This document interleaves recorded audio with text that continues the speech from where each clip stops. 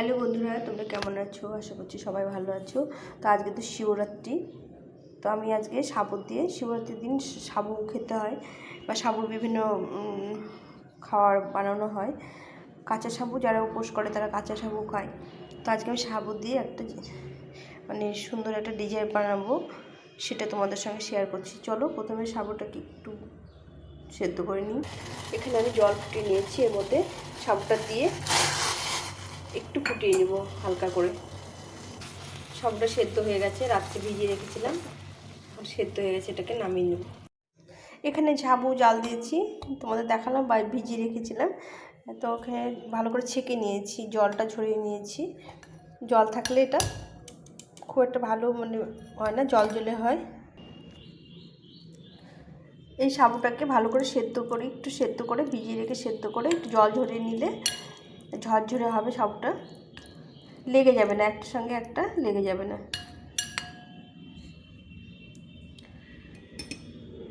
তো এরকম একটা বাটির মধ্যে ঢেলে নিলাম। আর এখানে নিয়েছি কিছু ফল কেটে নিয়েছি। এখানে আপেল আছে, কলা আছে, এটা কালো আঙ্গুর আর এটা কিছু কিশমিশ নিয়েছি। তো এই সব ফলগুলোকে আমি বাটিতে উঠিয়ে নেব।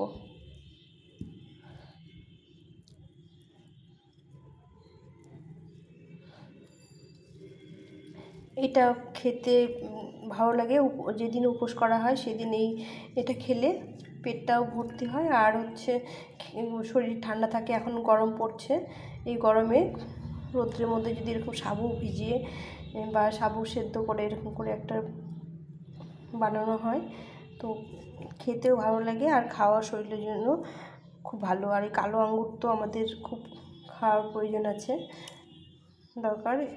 এর সঙ্গে সাদা আঙ্গুর দিয়ে দিলাম। আর এখানে কিছুটা কিশমিশ ভিজিয়ে রেখেছিলাম, ভিজিয়ে রাখলে অনেকটা নরম হয়ে যায়।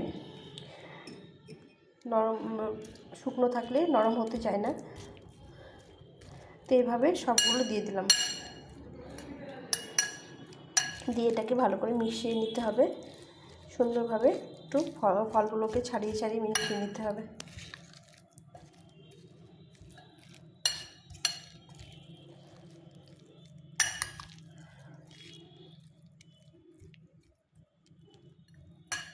এখন আমি এখানে এক বাটি দুধ জাল দিয়ে নিয়েছি, একটু ঘন করে জাল দিয়ে নিতে হবে। তোমরা চাইলে কনডেন্স মিল্ক দিতে পারো।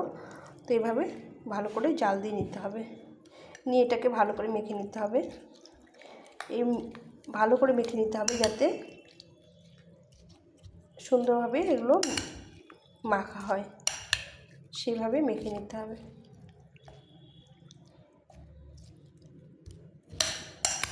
বেশ কিছুক্ষণ ধরে নেড়ে নেড়ে,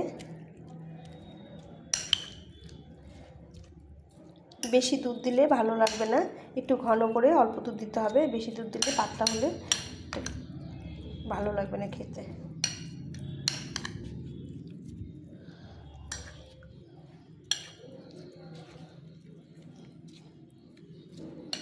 তোমরা চাইলে আরও কোনো ড্রাই ফ্রুট বা অন্য কোনো ফ্রুট দিতে পারো।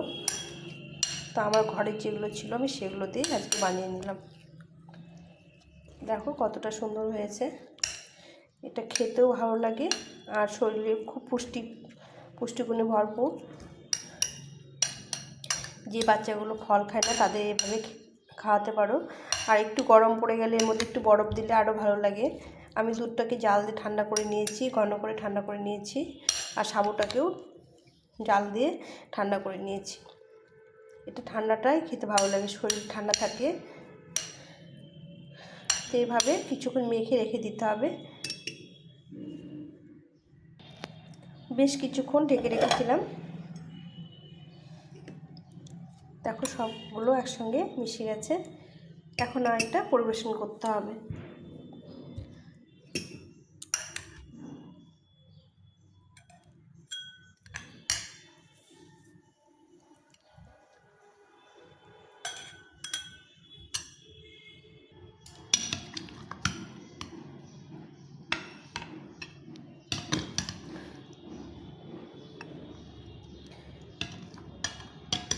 এইভাবে করে যে কেউ খেতে পারে। আর এর মধ্যে অনেকটা আরও অনেক কিছু ফল দিয়েও তোমরা খেতে পারো। তো এইভাবে বানিয়ে নিলাম, দেখতে যেরকম সুন্দর হয় খেতেও ভীষণ সুন্দর হয়। তো তোমাদের কেমন লাগলো তোমরা অবশ্যই জানিও। আর সম্পূর্ণ ভিডিওটা দেখার জন্য অনেক ধন্যবাদ। এইভাবে তোমরা বানিয়ে খেও, গরম পড়েছে, এখন গরম পড়ছে, এভাবে খেলে পেট ভর্তি হবে আর শরীরটা ঠান্ডা থাকবে, খেতেও ভীষণ ভালো লাগে। যারা ফল খেতে চায় না তাদের জন্য এটা বানিয়ে খাওয়াতে পারো। তো এইভাবে আমি বানিয়ে নিলাম। সবাই ভালো থেকো, সুস্থ থেকো। আজকে শিবরাত্রি উপলক্ষে আমি এভাবে বানিয়ে নিলাম। আর এরপরে ভিডিওতে তোমাদের সঙ্গে আবার দেখা হচ্ছে। এখন এই পর্যন্তই। সবাই ভালো থেকো, সুস্থ থেকো, টাটা।